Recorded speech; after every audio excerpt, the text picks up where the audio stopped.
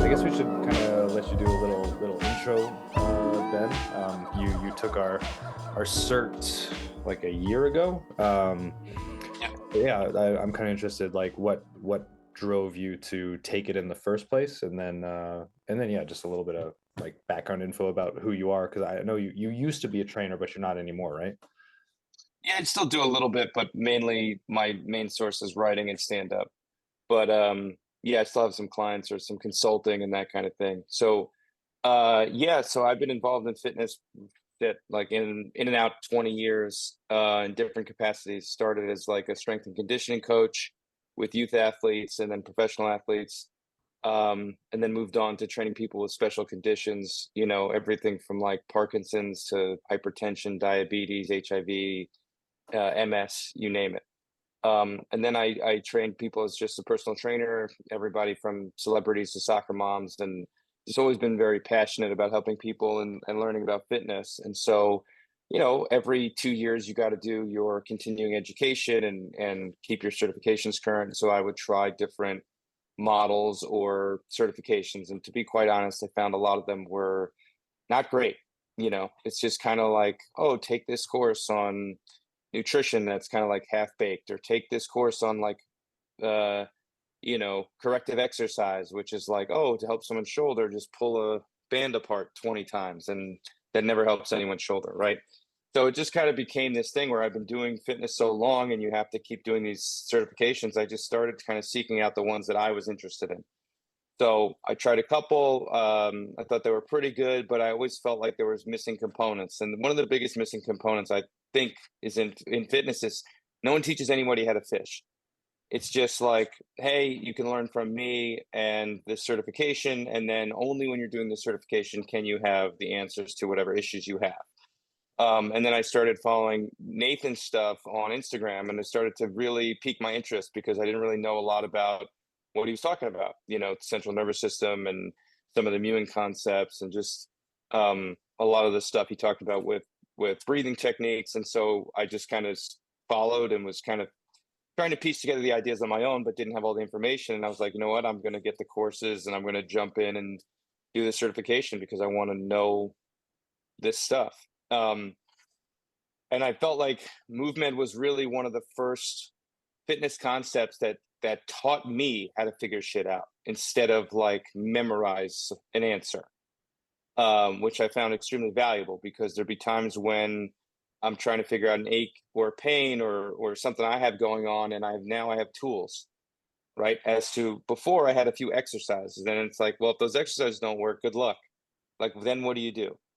And so I felt like this was much more of a three-dimensional concept where you have to think and you have to do the work and you have to practice and grow and learn, because the better and more knowledgeable you get at this system, you can figure shit out even if something's not working right away. Or if something is working, how do you enhance it, or how do you make it more intense and scale up if it's doing what it's supposed to be doing? So I took this certification with you guys and with you, Ben, and I really felt like there was a lot of value. And what was interesting was that was a really difficult time in my life because I had just come off of like a major surgery and major injury and was not sleeping at all, really, because I had, two small kids. So everything felt hard. Life felt hard, certification felt hard. And now coming on the other side of that, I feel like incredibly stronger, not just physically, but like mentally and even emotionally. Like, for instance, I worked out the other day, and normally things that would give me a really hard time on no sleep was a piece of cake. You know what I mean? Like walking up and down a hill in 90-degree weather with 70-pound weight vest on in Texas heat for 30 minutes would normally give me like either anxiety or trigger this vagal response that I have. No problems, nothing. Recovered easily. The next day felt like I could have done it again. And Right. so, 2 nights ago, I literally did not sleep. My daughter was up all night, worked out yesterday, and thought, man, this is going to be a shit workout at the gym. I'm exhausted, blah, blah, blah. Crushed it in 45 minutes, felt strong, set a few PRs. Today, I feel fantastic. And I think it's because movement has given me a lot of confidence to understand how to recover better, more efficiently, And like I said, have the tools that if I'm not sleeping or um, had a rough day, I know exactly what I need to do to make it feel like I had a really good day or slept well and that sort of thing. And so that's really been my experience. Yeah. Off the gate, an excellent speaker. Yeah. It's almost like I speak for a living or something. Yeah, must be must be. Yeah. Um, so I'm curious, when you go through your perception of saying it makes things easier and it gives you tools, what would be one such tool that you use on a regular basis that gives you some confidence in yourself? Great question. So one of the tools is like, putting the weights on myself and laying down and breathing into them. That's been huge for me because not sleeping used to give me so much anxiety because you get in your head like if you don't sleep, then you have responsibilities, right? I have a family, I have work, I have to do things, and then you're like, shit, man, I'm exhausted. I hope I sleep tonight. And then that anxiety starts to kick in and you almost kind of psych yourself out to not sleep, even if you probably are able to.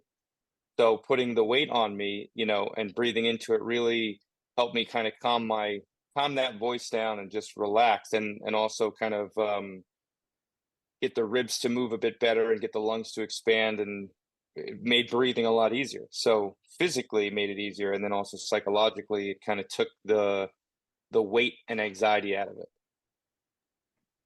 Right. Sorry, I got a call during that, so I hope that didn't interrupt anything. Did you guys hear any ringing or anything? Cool. Nope. People sometimes. Yeah. When you say that you made it easier, I'm sure you've done your plethora of breath work or you've done like Mhm. kind of exposure to breathing principles. Did you find that it gave you more things to think about or it gave you more things to work with that you didn't have to think about? I'd say it gave me more things I didn't have to think about and I can just feel.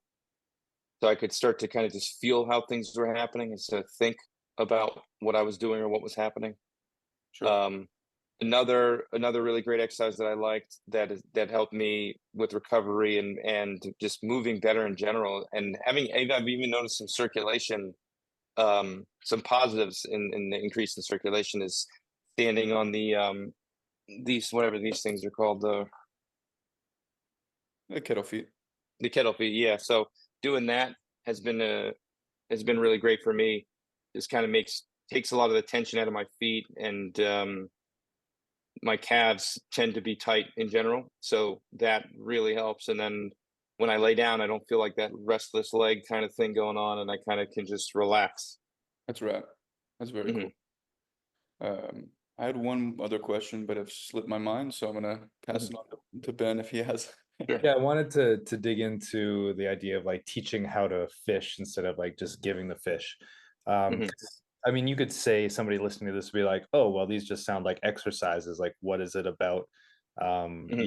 the process that enables you to use the tools to figure out new things and then kind of like self-diagnose or whatever?" Would you say it's just kind of like the mindset that we kind of helped you find in the midst of those exercises, or what do you think kind of stood apart with like the Yeah, approach?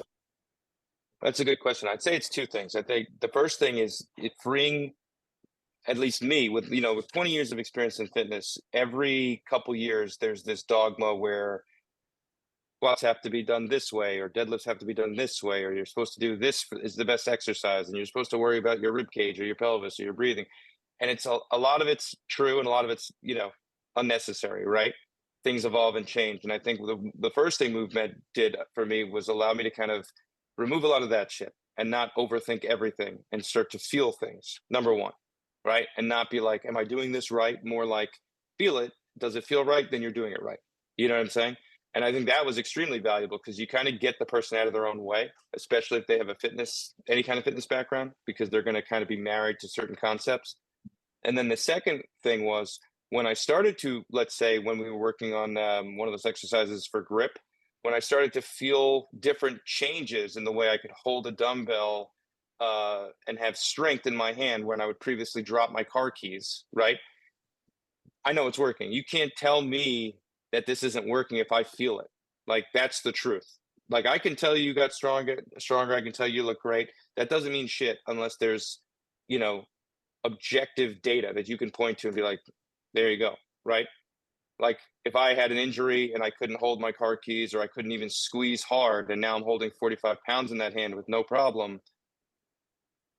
I mean, that's pretty objective, right? So I think those two things were the biggest for me, was just removing a lot of the, staying in your own head and worrying about, am I doing this right? And then also just like feeling something, making these minor adjustments or changes and seeing how your body reacts to it.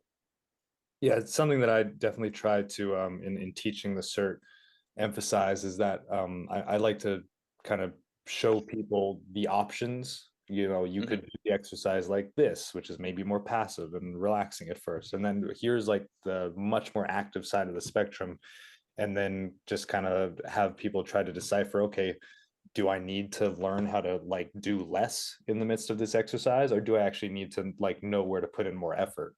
And Right. I can like guide somebody to do that, but if I can get them to come to their own conclusion regarding that, then Hmm. it sticks so much better. And that Yeah. is like them understanding like, okay, yeah, I can kind of figure things out for myself. I don't need to be told what to do all the time. Right. Yeah. Exactly. And I think that's extremely valuable. If you were to qualify the difference, and I'm only saying this because I imagine most people who are hearing sensation, they're thinking emotions, or they're thinking some degree of like expressivity, as opposed to like sensory mapping. So Mhm. how would you qualify the distinction? Say you're qualifying the separation between telling yourself you feel a certain way or wanting to feel a certain way versus what the sensory processing is. Yeah. Well, I think that's also a good question. I think one, you have to go into this with some kind of like measurable, right? Like some measurables. What are you trying to accomplish, and how are you going to track your success or define your success, right? So for me, I was coming to this off an injury and off surgery, and so I needed to get stronger, especially my whole left side and my arm and my hand. So um, when I started to notice literal changes in strength, I knew, okay, this is not just me saying, "Oh, you're doing a great job, Ben. Keep it up." It's like, "Oh shit, this is working. Look, you can do something you could not do, you know, 2 weeks ago, 3 weeks ago, whatever." So that's really one of the only ways to understand if you're not just sensing something and it might or might not be true. And then the other thing is, um, I could feel things in certain exercises where I had restrictions in mobility or range of motion that went literally changed. So again, something I could not do, now I can do it. So that's a huge way to tell, like, oh, this isn't just me in my head saying, okay, you're doing great, keep it up. This is proof, like, okay, this is working. You're doing, you're feeling things that you have not felt, or you're moving better, or you're doing an exercise that normally triggers a pain response or some kind of like deep soreness that's not there anymore, or my work capacity went up, um, or like my efficiency in certain exercises where, you know, if I was timing it or looking for a rep range and then increased. I mean, it's immeasurable. Now I can point to it and be like, yeah, look, this helped. I got better at this. Totally. Yeah. I guess The something that's like not nearly as measurable, but you mentioned during the cert that you're progressing in it was just like your confidence during your stand-up Mhm. and just Yeah, like yeah, your ability to be present in that moment. yeah, Can you speak to that a little bit, just like what you noticed and how that's kind of evolved since you've done the cert? yeah. Sure, absolutely. So yes, this is a little bit like adjacent to fitness, obviously, but I'm also somebody who's had anxiety my whole life, um, and so a lot of this stuff has helped me feel more calm or less filled with worry or anxious. And so I would notice, prior to this, I would do stand up and I'd look down a lot because I was uncomfortable or just very anxious to get to the next part of the joke or the next thing I wanted to say. And with this, I feel way more at ease and comfortable and still, if that makes sense. It's very cool. Do you experience any changes to your ability to project or maintain some degree of resonance to your voice? You already have a good speaking voice, but did you notice any changes there? Yeah, I mean, I felt like I'd heard you talk about this thing in your videos and stuff, and at first I didn't really notice anything, but now I've noticed I'm less out of breath when I'm speaking for longer, or um, it just feels like let's say I have a longer set, like 15 to 30 minutes or 45 minutes. I don't feel like I'm going to run out of breath or it's going to be a problem, or like I don't even think about it. I feel like I almost sometimes I feel like I don't even need a microphone because I can, project. How cool. Yeah. Right. If you were to give anyone who is not very familiar with the act of speaking or the act of presenting, or even if they're not fitness savvy, what would be Mhm. the takeaway? What would be the um, suggestion that this is of value to someone who maybe doesn't know how to assert value in this in these activities? Like I've never done anything fitness related that's given me clarity, or maybe I'm not very good at fitness. What's Sure. something they could take away? Oh wow, that's a good one. I would say you're gonna get to know your body better, and you're gonna get more comfortable being uncomfortable. And I think that's such an incredibly valuable skill to have, because I think a lot of times when people exercise, whether they have no experience or a lot, the second they meet this kind of threshold of feeling uncomfortable, they want to quit because their brain or their whatever central nervous system is telling them like, okay, it's enough, we're uncomfortable. And there's a couple exercises in this program that will make you kind of feel some things. And you start to realize like that's not a bad thing. You know what I mean? You don't have to put a judgment on that. You just have to kind of sit with it and then see where it goes. You know what I mean? And then that builds confidence, because then the next time it's not as intense or intimidating or scary when you feel uncomfortable. So then you learn, okay, I can push myself a little bit harder, or when I'm exercising, I don't have to worry. This is just a response, or this is just information my body's giving me. And so I think that's a huge value for people with a lot or inexperienced in fitness, or never done fitness really, because the first thing they're going to notice is this hurts, or this, what is this feeling, right? And it's going to freak them out. So the ability to get comfortable being uncomfortable, I would say, is really important. Yeah, a good segue into ice baths without having to go full throttle into panic mode. Yeah, yeah. Yeah, and that's something that you've obviously approached in the realm of like stand-up comedy. Like I'm sure you felt super uncomfortable at the start and Oh yeah. built Oh back yeah. up. It's very, it's very humiliating kind of art form in the beginning, because you get up there and either you're in that camp who like, I can do this, I'd be good, I'm funny, I'd be good at this, and then you eat shit, or you're the person who's like, I've always wanted to try this and I want to try it, and you get up there and you get one laugh, and that's what keeps you going back for the rest of your life, because like, oh, that feeling is great, but you still eat a lot of shit, right? So you have to kind of kill your ego in the beginning and realize like you're going to be bad at this until you're not. And I think in many ways it's really a good attitude to take for a lot of things, because you're always going to work on the craft of whatever you're doing instead of worrying about the end result. And so one of the, I think the things that's allowed me to get better at stand up and other things is just, I'm not trying to, I don't know, like, kill or get laughs every single time I'm up there. Obviously I love that. That's the, that's the point, but I'm trying to get better every time I go out there, and every time I do fitness, I want to improve. And as long as I define my success as improving every time, it's a lot easier to stay the course. You know what I mean? And not let like the highs get you too high or the lows get you too low. Would you say that applies to parenting to some degree? Absolutely. I'll give you an example, this week. Uh did something, my son was like, "You're the best dad ever." And I'm like, "I'm fucking great at this shit. This is easy."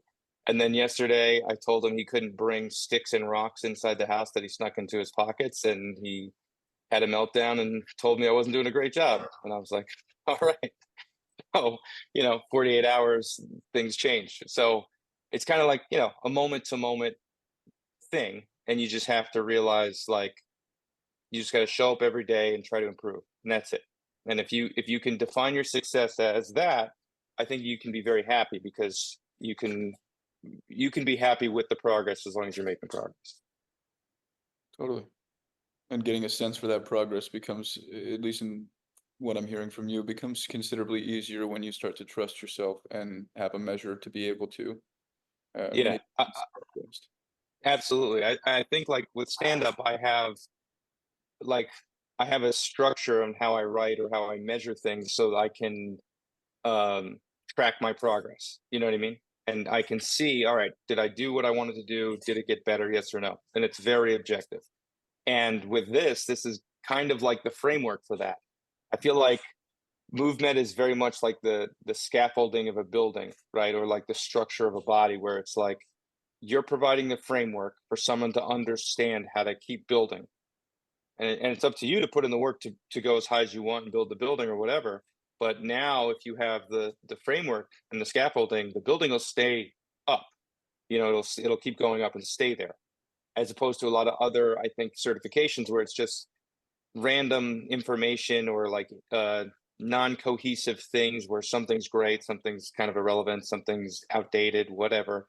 I think this gives you like the guts of, I mean, no pun intended, for like who we are, you know, as a human. And I think that's not a lot of fitness covers that. It's very much, you know, this muscle does that, and this is how you work this muscle. And it's like, yeah, that's great, but why does that shit happen? Yeah. What I've been seeing a lot of online as late is this discord between efficient intention Hmm. and efficient application. So I follow a number of people who similarly delve into the neurology, and they do so at Hmm. a more um, uh, like linear fashion, where it's going between organs in the body or it's going between sensory systems. Hmm. And in the same way, there's another sect of fitness that's like the more that you tell your body how to do things, the more it's going to be able to do these things. And Yeah. so, to both ends, they're looking at a different lens of how the body's going to respond and how behaviors will effectively pattern over time. Uh, would you describe that there is a significant distinction between applying intention or following a map and building out your own foundational like accord with body? So like say we are that foundational accord, we build that relationship with your system, and these other systems are trying to follow the blueprint or follow the intention factor. Where does that separate? What is the value in like you said, the foundation or the scaffolding versus going through it, saying this is how it should be, or this is how these things fundamentally do respond, and this is how we're going to go about it.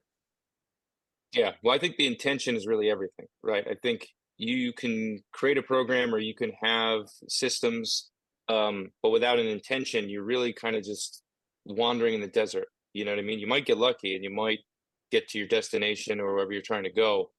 Um, but I feel like with the intention, you're not only going in the right direction, but you're really learning along the way. You're learning about yourself. And I think this movement is really like self discovery, right? And it's kind of like understanding who you are and what makes you do the things you do, respond to certain exercises the way you do, recover the way you do or don't, right?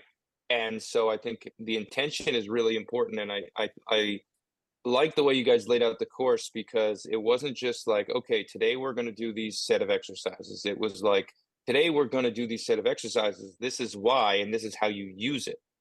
And so that why was so important because that's the intention, right? The intention is why are you doing this? It's not Yeah. what do I want to accomplish, right? It's why are you doing this? And I think that's the most important question to be answered whenever you're doing any kind of fitness, right?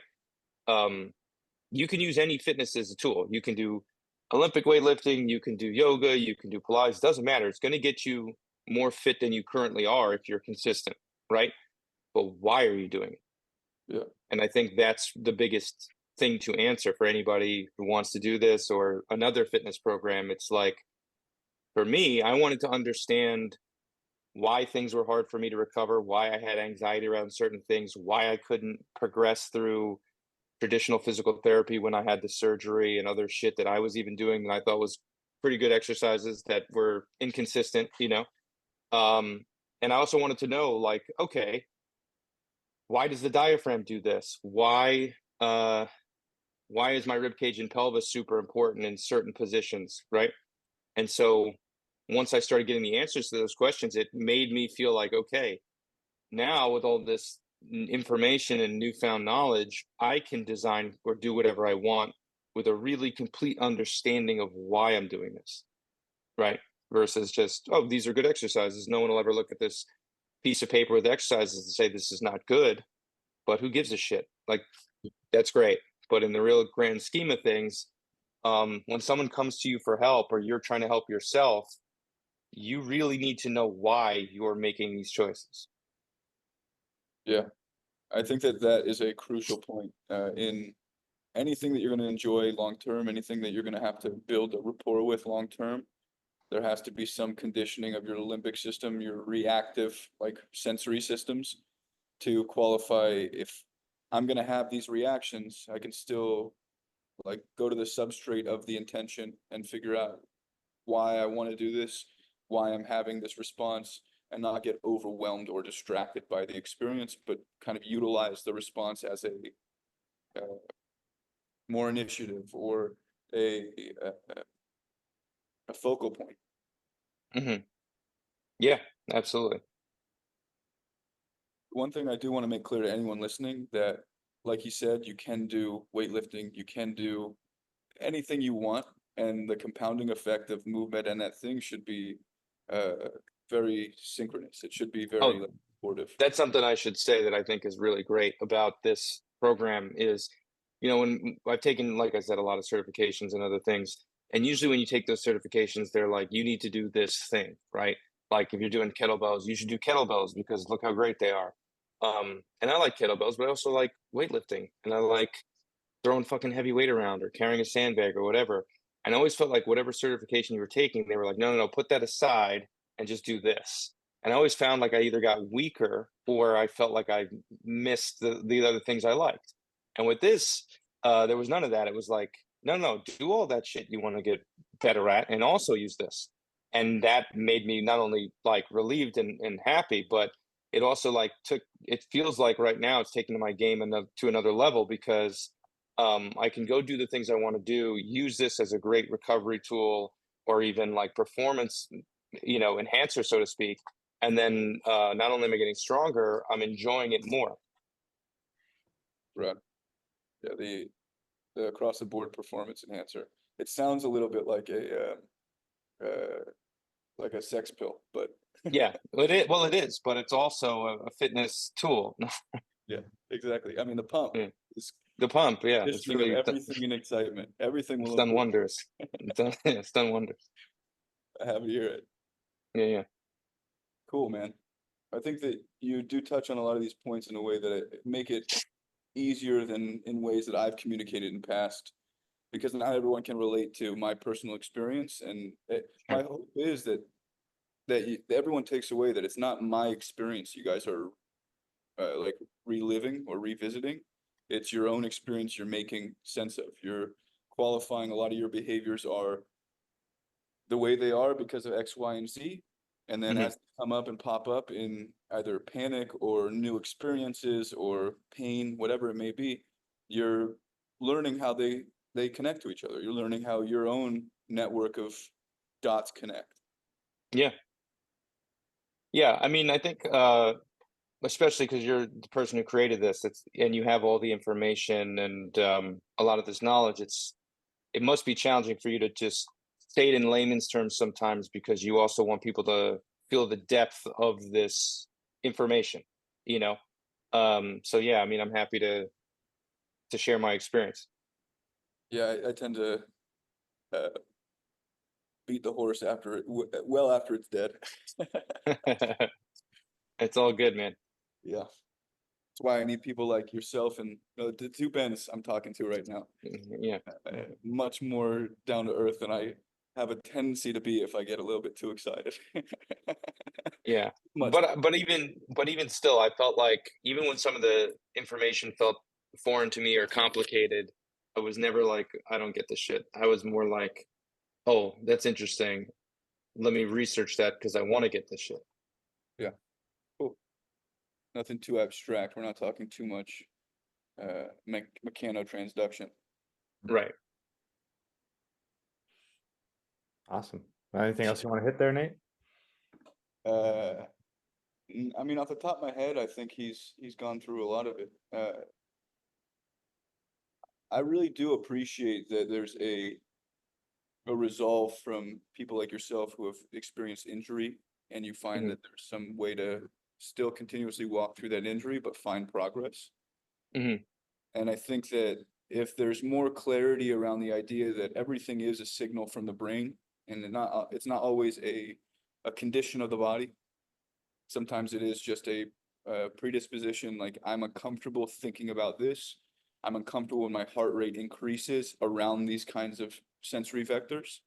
Mhm. And as those things start to play more clearly in your mind and you get to observe them without having to be overwhelmed by them, there's a tremendous value for injury to be recovered or rehabilitated and to not be over complex. So Yeah, I appreciate you making that something that's a little more clear from this. I have to get this absolutely. Mhm. done. I'll be back. No worries. Yeah, man. So what's kind of next on your, I don't know, it might not be a bucket list per se, but do you have kind of certain things you're striving for right now, either in the Yeah, I'm trying to get back into, fighting shape, so to speak. I had gained some weight from the injury and probably a little bit of like feeling sorry for myself and all that. And then also, not sleeping from being a dad. And so now I'm working out more consistently. I already dropped a couple pounds and I'm getting stronger. So now just want to get back kind of to where I was pre-accident and just be, in great shape for my kids and just be kind of the dad who's in great shape for his age as they get older. So, I think that prior to kids, it might have been like, oh, be this percent body fat or look like this, a little superficial maybe. And now it's more like, no, just be really strong and in great shape and be a good role model. And I think that's a little bit more broad. So it's like more of a long-term goal and more sustainable and also like more important because like the intention, right? It's like I want to be that dad who is in phenomenal shape for my kids for 20, 30, 40 years. um and so I think they're the most important thing in my life. So I think the intention there, it's way more motivating than, oh, get to 10% body fat or some bullshit like that. Yeah, it does help to have that reason for doing it to be something that's not just purely aesthetic or in trying to build up your own image. It's to literally be able to support others, and that Right. changes the game. And I guess for Yeah. anybody who like is kind of in a position similar to you, where you kind of had to like get back on the horse, Uh-huh. do you find that there's much in the, is there ways that you could set yourself up for success, and then also maybe some pitfalls, like if you go a little too much in this direction then that. Sure. Yeah. I mean, I was so burnt out from like exercise and like being in pain and being uncomfortable that I was like, I don't ever want to fucking work out again. Like honestly. And that was the first time I ever felt like that in my life. Because I played sports my whole life and I was, in fitness forever. And I was just like, fuck it. Like this will be my new life. It's like I'll walk and I'll do like bullshit and that's it. And then I started, doing movement and I started to realize like there was a path to feeling better and having strength back in my hand and my arm. um, and then I slowly got my butt in the gym and I started to feel like, all right, this is not as anxiety inducing or overwhelming. And then now where I'm at is I feel like my passion for exercise has kind of been reignited because it feels way more sustainable and there's way less pressure and I can have fun and do the things I want to do. But I know that I can recover now and not feel so beat up or thrashed because I don't sleep well. Right. So like it's starting to become the best part of my day now. The 30 minutes or an hour and a half I get to work out, I'm like, this is gonna be fucking awesome, and I know I'm gonna feel good. So now I'm like, great, let's just go full steam ahead. So for like anybody who watches this or gets involved, who's over 30, 40, 50, whatever you are, it's given me a ton of confidence and like excitement again in my fitness to not only have fun, but be able to push myself like I did when I was in my 20s, but know that I actually have tools now to recover and not like be out of commission for 3 or 4 days because I went too hard. Some great value in that. Mhm. Being able to take yourself past your limits and then increasingly set that threshold farther back. Yeah, I mean, like, I'll give you an example. You know, I went from not being able to really hold more than 30 pounds in my left hand post injury surgery to like, you know, I just dumbbell pressed 70 for 10 yesterday and, you know, was wearing the weight vest and did power cleans with 200 pounds and like feel fine today. No problems, not even sore. And like last night, I thought, oh shit, I'm gonna be pretty sore because I could feel it, you know, like my chest and my traps and everything. And so I laid with the, you know, the heavy weight on me and I did some breathing stuff and I did some breathing drills from the course that you put out not too long ago. And I woke up and I feel like I worked out. Like my muscles feel a little bit, you know, achy, but in a great way. And like I'm gonna probably work out right after this. Gotcha. That's so cool. You're Yeah. making me pumped up. I have a work day in Uh, front of me, and I want to go run through a wall right now. nice. Awesome. It's rad, dude. Yeah. Appreciate your time. I mean, I can't press you for more great answers, uh, No worries. but I appreciate your time, and I think that you've done a really good job in at least translating a lot of things that I intend to say, but you've done Mhm. so in a very articulate and relatable way. Oh, thanks. Well, I appreciate you for putting out this information and making this stuff accessible. And also on your Instagram, I feel like a lot of people who have good information, they're very cagey about it, or it's always like a sales thing. Like, you know, check this story for, you know, the discount code and when I'm going to put out the answer to this question that everyone has. It's like, you know, I like that you don't gatekeep, you know, and you're like, here's the information, this is the answer, and then you're going to do with it whatever you want. Yeah. Because I feel like a lot of people in fitness, they're very sales marketing heavy, and that's fine. That's whatever. That's their thing. But I think what sets you apart is not only do you have really good stuff, you're not gatekeeping, and it feels more inclusive, and it feels like you can read your stuff, watch your stuff, learn, and get better. And I can't say that for, you know, everybody. You're the man. I appreciate it very much. It means a lot. No problem. Yeah, thank you. Hey man, nice to see you. Nice to reconnect. I'm sure we'll talk Hey, more. man. Yeah, Um, man. Get well soon. You got to get back on your feet and doing your thing. yeah, that's right. That's right. The comeback 2.0. Hey, Exactly. man. You can do it. You got the right tools for it. That's right. All right, gentlemen. Thanks for having me. I hope you have a great day. Likewise. You take care, bro. Take care.